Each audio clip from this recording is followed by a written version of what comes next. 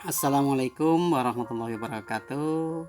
Belajar kimia bersama Sujatno SPD atau terkenal dengan Mr. Jet, jelas enteng, full trick, dari SMA Negeri 1 Pati Raja, Kabupaten Banyumas.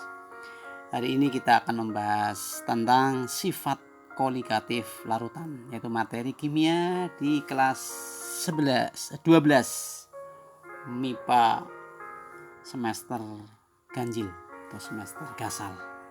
Oke. Sifat kolikatif larutan itu sifat larutan yang hanya tergantung dengan jumlah partikel zat terlarut. Awas ya, hanya tergantung pada jumlah partikel zat terlarut. Ya, tidak tergantung pada jenis atau macamnya ya zat terlarut.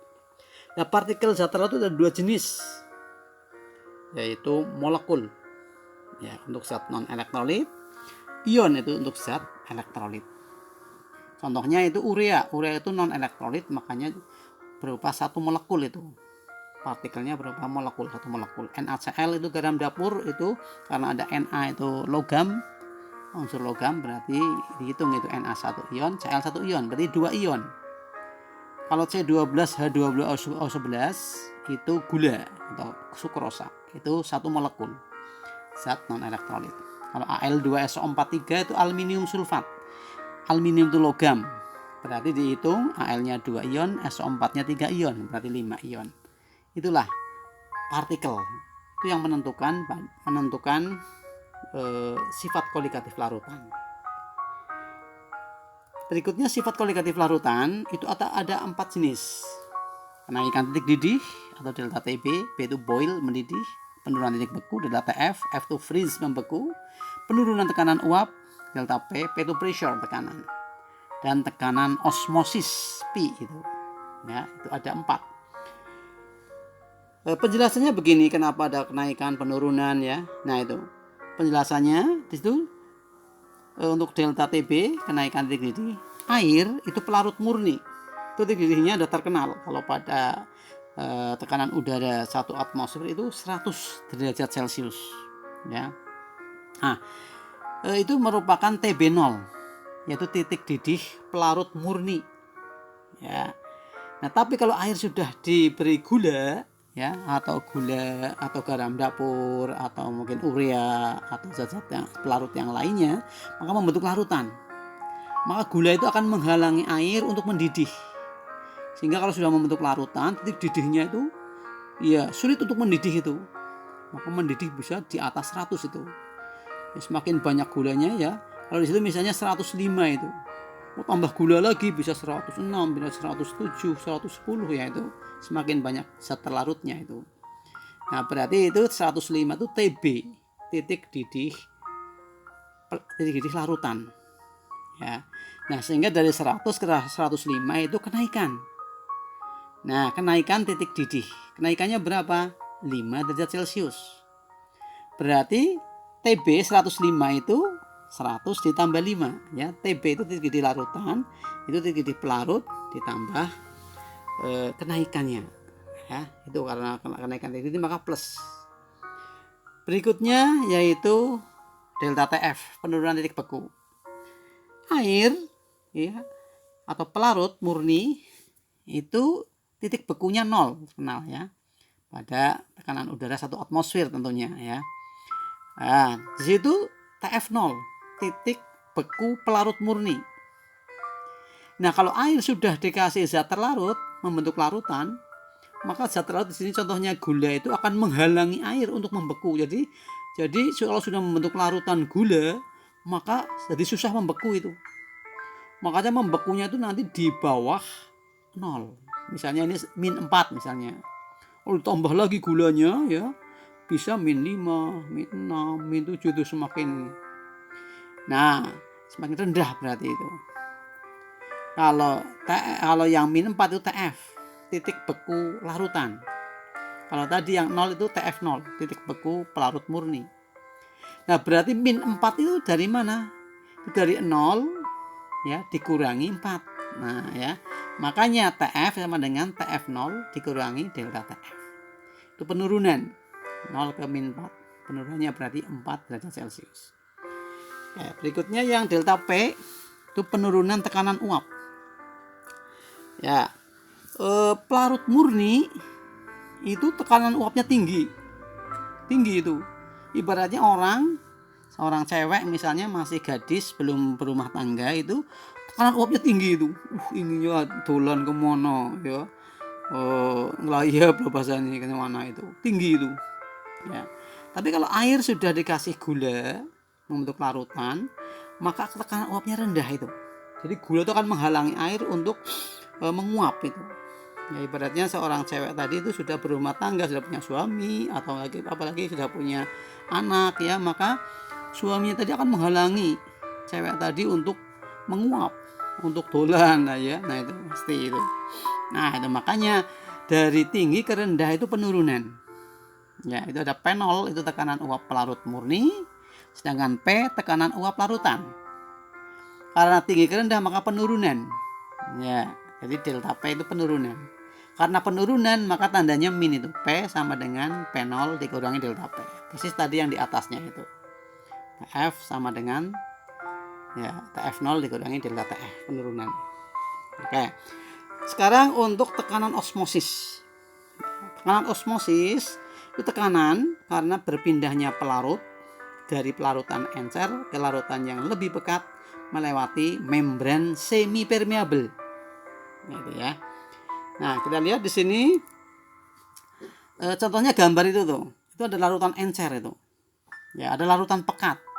Itu disekat dengan membran semi permeable, kulit manusia ya, kulit yang berpori kan ya, atau kulit binatang itu. Ya.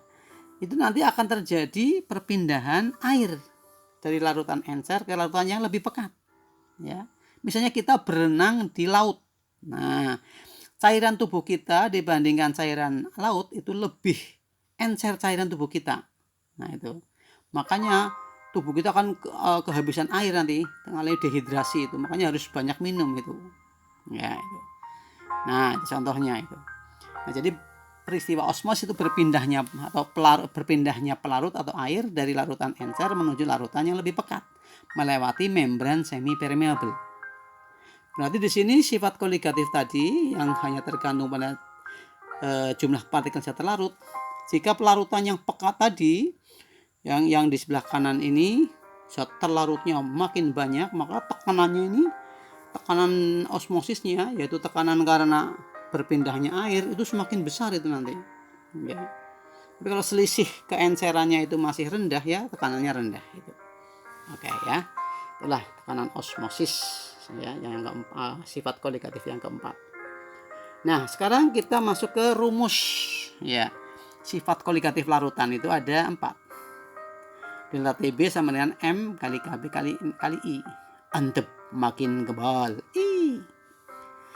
Aktif makin kreatif I. Apik center pokoknya I. Pinggompang gamping makin ramping tenan I. Nah itu mudah untuk menghafalkannya ya. Untuk yang di sampingnya tadi sudah ya, TB sama dengan TB0 plus delta TB karena kenaikan, TF0 min delta TF. P sama dengan P0 min delta P, atau menggunakan P sama dengan X-pel fraksimal pelarut. Pinter, sipil pokoknya. Nah, oke. Keterangannya sudah tahu bahwa delta TB kenaikan titik didih, delta TF penurunan titik beku, ya TB0 titik beku titik didih pelarut, kemudian TF0 titik beku pelarut. Kalau B itu kenaikan titik didih molal pelarut, ya ingat ya. KF penurunan titik beku molal pelarut. Delta P penurunan tekanan uap, ya P0 itu tekanan uap pelarut. P itu tekanan osmosis. TB titik didih larutan, TF titik beku larutan, kemudian P itu tekanan uap larutan, P0 tekanan uap larut murni, R itu tetapan gas umum 0,082, T itu suhu harus dalam Kelvin ya, yaitu derajat Celcius tambah 273. M itu molalitas, kalau M besar itu molaritas. Kamu masih kecil dulu kan masih cedal ya, molalitas. Nah, kalau yang sudah besar kan tidak cedal lagi, molaritas. Xter itu fraksi mol zat terlarut, itu mol zat terlarut per mol total ya. Lanjut. Nah, sekarang M kecil Ya, molalitas itu jumlah mol zat terlarut tiap 1000 gram pelarut atau per 1000 gram pelarut. Nah, 1000 gram itu satu bagian. Berarti kalau misalnya ada hanya 500 misalnya, 500 gram itu setengah bagian. Nah, makanya setengah itu kan 500 per 1000. Ya, makanya untuk rumus yang keduanya itu tinggal dibalik saja. Ya, misalnya yang 500 itu sebagai P kecil ya, gram pelarut, maka langsung dibalik kelibak jadi 1000 per 500. Makanya lahirlah rumus M kecil sama dengan G kali 1000 per MR kali P ya. Mol itu gram per MR ya. Mol itu gram per MR.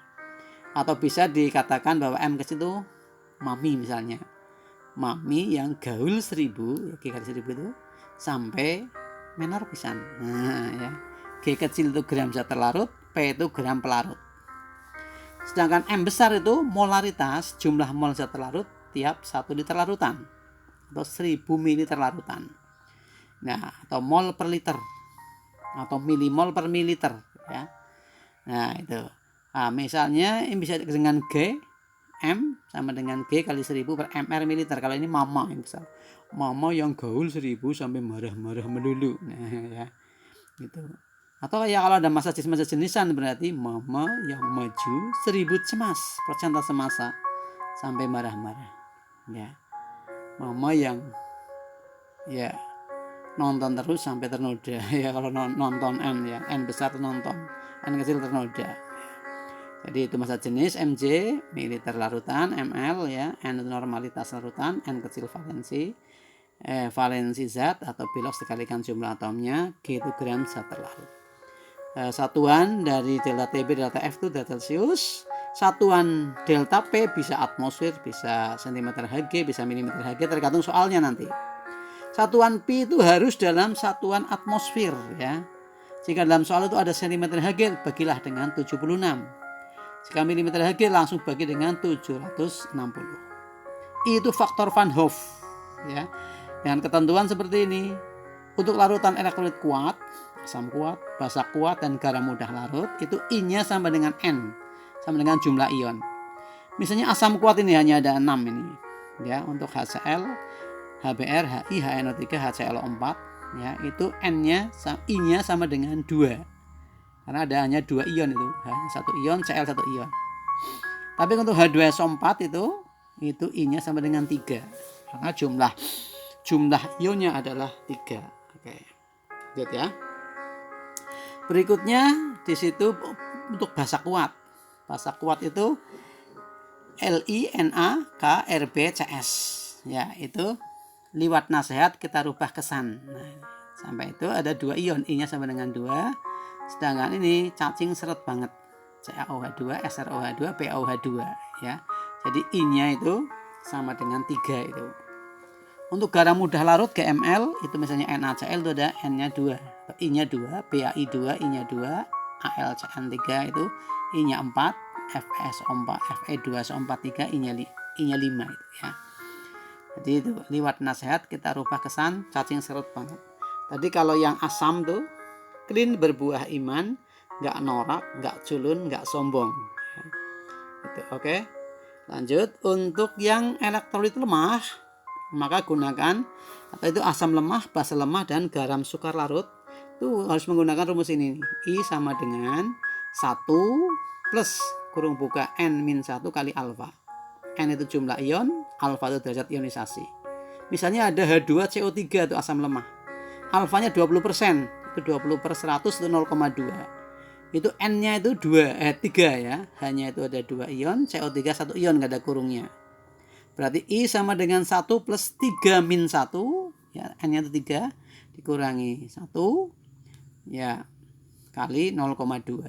3 min 1 itu 2 kali 0,2, 0,4 tambah 1 itu berarti 1,4 ya.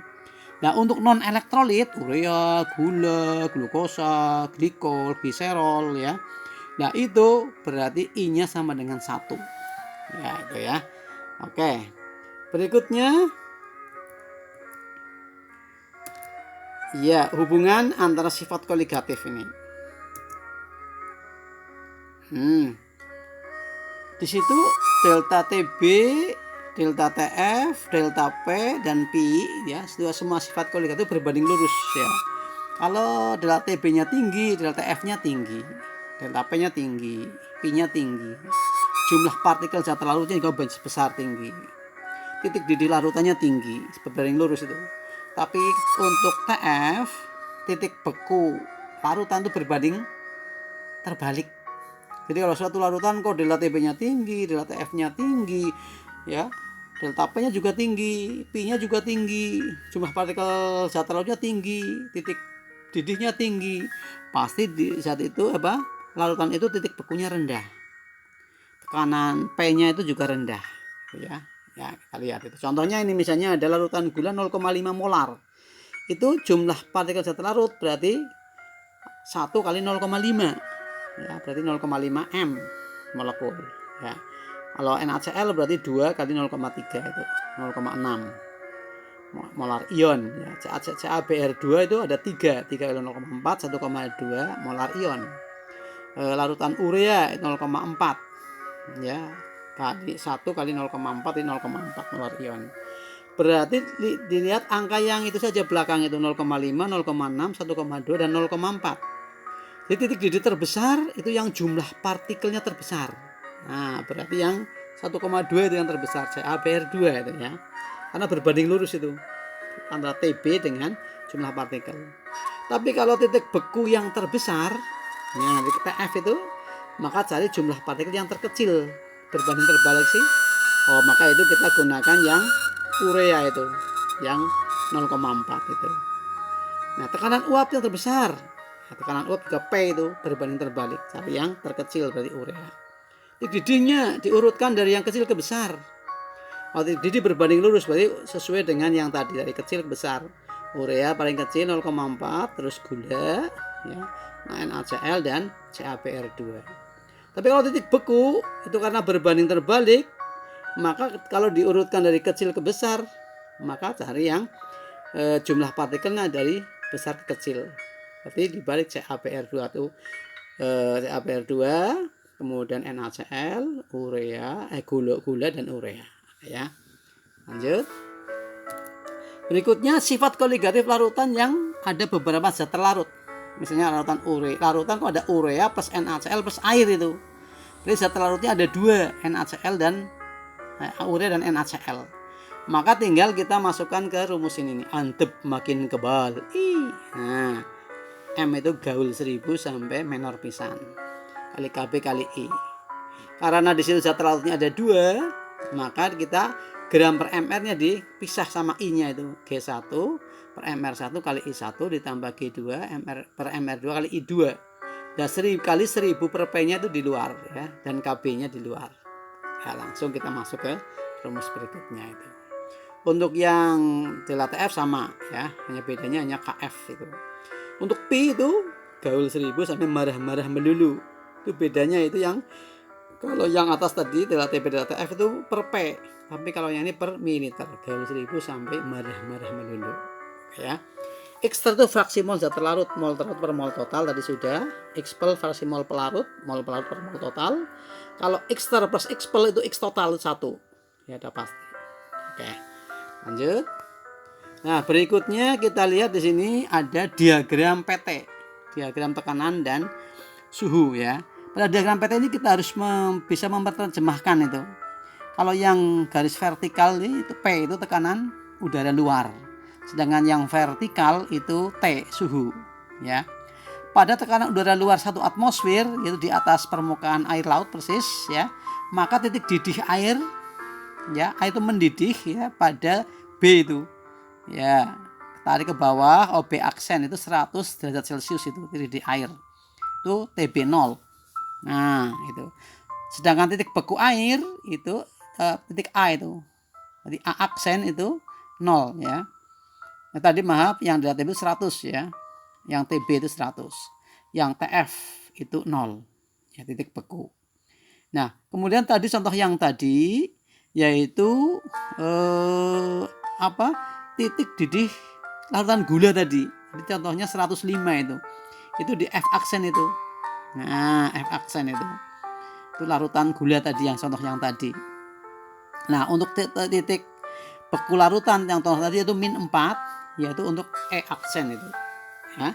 Makanya untuk kenaikan titik didih itu tinggal itu 100 dan 105 itu selisihnya berapa? Oh 5. Ya, kemudian untuk titik penurunan titik beku itu tinggal di situ delta TF ya, berarti 4. Ya, E aksen itu titik beku larutan. Ya. Kemudian A aksen titik beku pelarut. Ya. B aksen itu titik didih pelarut, F aksen titik didih larutan. C itu titik kritis triple pelarut ya, G itu titik kritis triple larutan. Garis AC, ada garis AC itu garis beku air. Sedangkan garis BC itu garis didih air. Ya, kemudian EG itu garis beku larutan. Sedangkan FG garis beku larutan ya, itu. Jadi kalau misalnya di tempat 1 atmosfer itu selisih antara titik beku dan titik didih itu 100. Tapi kalau kita naik gunung ke sana, tekanan uapnya itu semakin rendah, ke bawah itu, di bawah 1 atmosfer, tarik ke kanan, seret. Titik didihnya itu akan di bawah 100 itu. Kita naik gunung di puncak gunung yang tinggi, maka kita mendidihkan air sana di bawah 100, mungkin 90, ya semakin ke atas mungkin 80. Nah itu titik didihnya. Sedangkan titik bekunya justru menaik. Ya, bisa 2, 3, 4 itu. Makanya jarak antara titik beku dan titik didih itu semakin ke atas. Jika tekanan uapnya semakin rendah, maka semakin sempit itu. Sampai terus ke atas, kita ke atas terus ke angkasa itu bisa mencapai titik C itu, titik kritis. Di situ nggak ada titik beku, titik didih ya. Semua di titik itu. Titik kritis ya. Oke ya. Kita lanjut. Nah, penerapannya itu pada delta P, yaitu penurunan tekanan uap itu pada laut mati ya, air sukar menguap, kolam apung untuk rekreasi itu. Nah, tekanan uapnya tinggi ya, sehingga bisa ada rekreasi kolam apung itu ya. Nah, sukar menguap di sana itu airnya di. Kemudian penerapan delta F, yaitu penurunan titik beku, yaitu pada pembuatan es puter, cairan pendingin. Ya, es puter itu menggunakan cairan pendingin NaCl. Ya. Sehingga kalau di dalam cairan pendingin tadi, walaupun esnya dalam wujud cair ya, tapi suhunya itu di bawah 0 itu ya. Anti beku pada radiator mobil di kutub sana itu, sehingga pada suhu 0 tidak akan membeku itu. Maka diberi etilen glikol itu, cairan anti beku ya. Anti beku pada tubuh hewan, jadi hewan-hewan yang di kutub itu pasti ada cairan anti bekunya itu, sehingga darahnya tidak akan membeku itu walaupun suhunya di bawah 0. Anti beku untuk mencairkan salju, jadi di jalan-jalan yang bersalju itu kadang-kadang jalan itu akan dicairkan itu dengan diberi NaCl ya, atau CaCl2 itu. Ya, nanti akan mencair dengan sendirinya itu. Kemudian menentukan MR suatu zat menggunakan hitungan yang tadi, yang nanti kita akan terapkan. Kemudian yang P itu mesin cuci darah. Ya, cuci darah itu. Ya, cuci darah. Kemudian pengawetan makanan itu menggunakan P. Membasmi lintah. Lintah itu kalau ditaburi dengan garam dapur, maka nanti cairan lintah itu yang lebih encer airnya akan keluar itu, sehingga dia akan mengalami dehidrasi ya, sehingga bisa mati. Ular juga ya. Penyerapan air oleh akar juga osmosis itu. Osmosis balik desalinasi, yaitu di Timur Tengah biasanya ada cairan air laut diubah menjadi air tawar. Ya, oke ya. Nah, ini kita lanjutkan, yaitu ini contoh soal ya. Nah, pada contoh soal ini larutan urea ya, soal pertama, larutan urea dalam air mendidih pada suhu 105,2. Berarti kenaikannya 5,2. Pada tekanan 1 atmosfer, ini nggak dipakai. MR-nya itu 60, KB-nya 0,52. Maka kadar larutan tersebut berapa persen ya? Berarti kita menggunakan apa? Antep, makin kebal. Begini sih. Antepnya tadi ya 5,2 tadi naiknya kan dari 100 menjadi 105,2. M-nya itu kita cari, kemudian KB-nya itu 0,52. Nah, berarti M-nya sama dengan 5,2 dibagi 0,52 itu 10. M kecil itu jumlah mol zat terlarut tiap 1000 gram pelarut. Berarti kalau larutan urea 10 M, berarti urea murninya itu 10 mol. Nah, 10 mol tadi digramkan dikali dengan MR. Ya, maka jadi 600 gram. Sedangkan air murninya tadi dengan definisi tadi, setiap 1000 gram pelarut berarti air murninya 1000 gram. Kalau di total berarti 1600. Maka kadar urea sama dengan gram urea per gram total kali 100%. 600 dibagi 1600 kali 100% berarti 37,5%, begitu ya.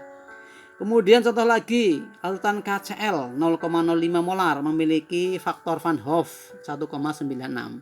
Derajat ionisasi larutan tersebut itu berapa? Nah, berarti ini kita sedang berhubungan dengan berhubungan dengan rumus yang I sama dengan 1 plus N-1 kali alfa. Di situ I-nya itu 1,96. Kemudian sama dengan 1 plus N-nya itu KCl itu 2. Ya, dikurangi 1, nah alfanya kita cari. Berarti 2 kurangi 1 itu 1, berarti 1,96. Ya, 1,96 ya sama dengan 1 plus alfa. Alfanya sama dengan 0, dikurangi ya 0,96 atau 96% ya. Jawabannya D. Bagus. Lanjut. Berikutnya ini titik beku suatu larutan yang terdiri dari 81 gram zat non elektrolit dalam 125 gram air adalah 6,696 derajat Celcius di bawah titik beku pelarut murninya. Oh, berarti itu langsung delta TB, delta TF ya. KF-nya itu 1,86. MR-nya berapa? Langsung aja kita gunakan karena berhubungan dengan beku-bekuan aktif, makin kreatif I. Nah, aktifnya itu sudah masuk itu 6,696 ya. Berarti titik beku aslinya adalah min 6,696 ya. Nah, itu penurunannya 6,696. Kemudian M kecil tuh ya, mami yang gaul 1000 sampai menor pisan. Maaf, itu P-nya kecil harusnya ya. Ya, P-nya pisan. Kemudian F-nya 1,86 masukkan ya, berarti 6,696 sama dengan 81 kalikan 100 dibagi MR kali 125 kali 1,86 kali 1 ya. I-nya 1 non elektrolit. Oh, berarti MR-nya sama dengan 81 kali 8 kali 1,86 dibagi 6,696 berarti 180 gitu. Sama kan? Oke, yang terakhir larutan NaCl 5,58%. Massa jenisnya itu 1 gram per mililiter, memiliki tekanan osmosis paling mirip dengan tekanan osmosis larutan NaCl tersebut. Ya, itu yang mana? Nah, MR dari NaCl itu 58,5. Caranya kita masuk ke rumus yang tadi. Mama yang maju 1000 cemas sampai marah-marah. Berarti massa jenisnya Mj 1 1000. Nah, persen masanya ditulis lengkap 5,58%, berarti 5,58 per 100 dibagi MR-nya 58,5. Berarti 100-nya cerai dengan 1000 seret tinggal 10 terus kalikan 5,58 berarti sama 1 berarti ya 55, maaf ya itu berarti 58,5 ya, bukan ya salah masukkan ya 58 bukan 5,58 5,85 ya, maaf 1 itu berarti partikel NaCl 1 molar ya.